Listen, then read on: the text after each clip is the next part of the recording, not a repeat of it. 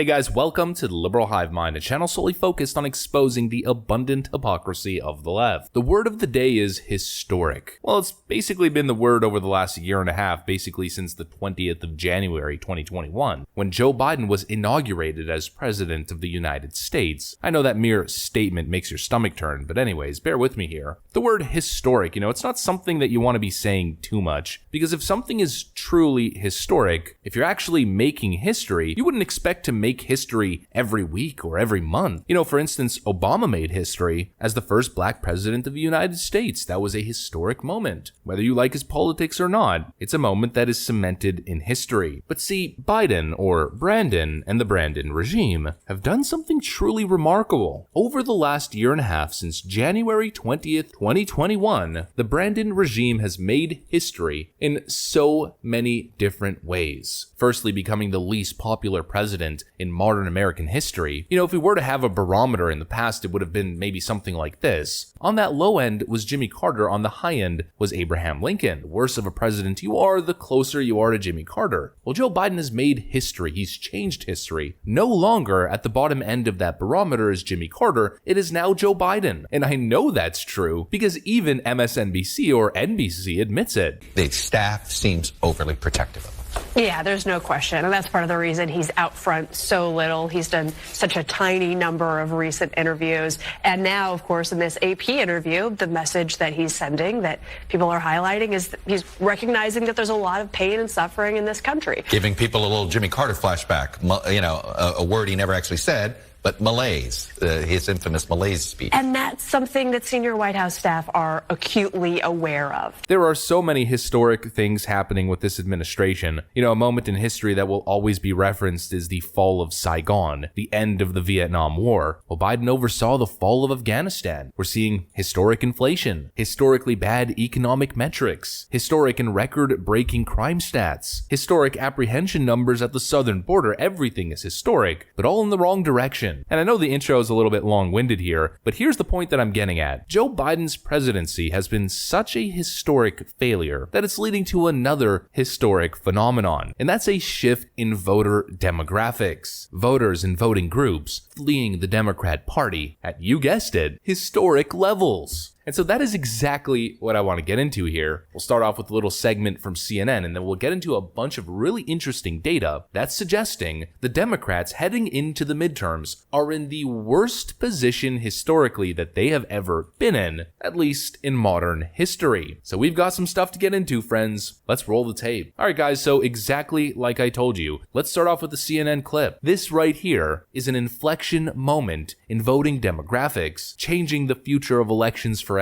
There are differences in what's going on with the Latino vote. If you look at Texas, Florida, and Arizona, these are three districts that are a little bit, let's call them emblematic of what we're talking about. Florida 27, this is the Miami-Dade area. It went from being Clinton by 19 in 2016 to Biden by just 3 in 2020.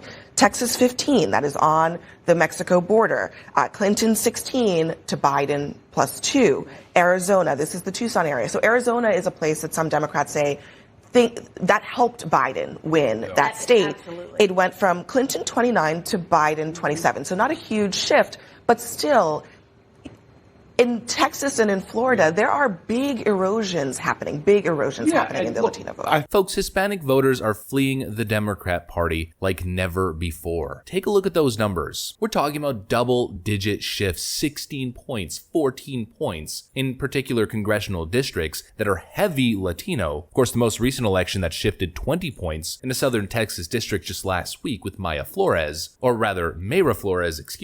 and probably the most astonishing number is Joe Biden's public approval rating with Hispanics, at least in certain polls, being in the low to mid-20s. And in some cases, Joe Biden's lowest approval rating among all demographics comes from Latinos. Again, friends, what's the word? Historic. This is a historic change. This is a change in voter demographics that will literally change history. It will change presidential outcomes, Senate runs, House races, and it will change the electoral map forever. I mean, just take a look at Texas. Texas used used to be considered a battleground state that some people even viewed as leaning Democrat. Democrats certainly had a massive voter registration lead, but once again, thanks to Latino voters, or rather based Latino voters, based Cubans, and based Venezuelans in particular, history has changed, and the state of Florida is no longer a swing state. It's no longer a battleground. It's getting closer and closer to a safe Republican state. Here's the update. It's something we've covered a lot here, so we're not going to get too much into detail. Democrats lose another state as Florida officially becomes red. Voter registration data shows that there are 5.1 million registered Republicans in the state of Florida in 2022. By comparison, there are 5 million Democrats registered in the state. This means that there are now 134,000 more registered Republicans than Democrats. And I've been citing this number a lot, so I think I remember it off the top of my head. Correct me in the comments if I'm wrong, but I think in 2011, right before Obama's second term in office, there were 588,000 more Democrats in the state. That's a net positive voter registration shift for Republicans of over 700,000. That, once again, is historic. Folks, speaking of historic numbers, and speaking of what might be the biggest shellacking in terms of midterm elections, again, in modern history, a new Gallup poll was just released, and this is Gallup, which is basically one of the gold standards of polling data. Well, some of the numbers and charts that they've released recently really start to put things into perspective, into historical context, in relation to Joe Biden and the Democrats standing with American voters. Take a look at this. U.S. satisfaction and seat change in midterm election years. You have year followed with the president, you have U.S. citizen satisfaction rates, and then you have seat loss or gain for the president's party. The current U.S. satisfaction rate, once again, is record-breaking in historical context. At 16%, the lowest it has ever been in this poll. And the last time in 2010, during Obama's first term, the Democrats lost 63 seats, and now Joe Biden is lower significantly. Let's move on. Congressional job approval and seat change in midterm election years. The same thing. Year president, congressional approval. The lowest number ever seen in Gallup data. Party identification and leaning prior to midterm elections. Basically tied for last place with some of the worst years for Democrats, with an even 45-45 split. And again, there are millions more Democrats than there are Republicans, thanks to California and New York, but now there's an even split in party identification, 45-45. The most similar comparison that we have is once again 2010, where Democrats lost 63 seats in the House. And if you factor that in with congressional approval rating, Joe Biden's approval rating, economic sentiment, satisfaction rate, again, just like Chuck Todd said, we're most likely going to witness the biggest shellacking in midterm election history, or at least one of them. And actually, here's the final chart, and speaking of economic outlook, ratings of current economic conditions and seat change in midterm election years. Once again, the lowest number ever recorded in the poll at negative 32%, which indicates a massive seat loss for the president's party. The old Clinton campaign saying, it's the economy, stupid, except with Joe Biden, it's a whole lot of other things. But what it all boils down to in the end is actually one thing, and that's historic presidential failure. And that seems to be the legacy that Joe Biden is writing for himself. At least that's what's probably going to be written in the history books. Truly historic. That's what I got for you guys. Thanks for watching, and I'll see you on the next one.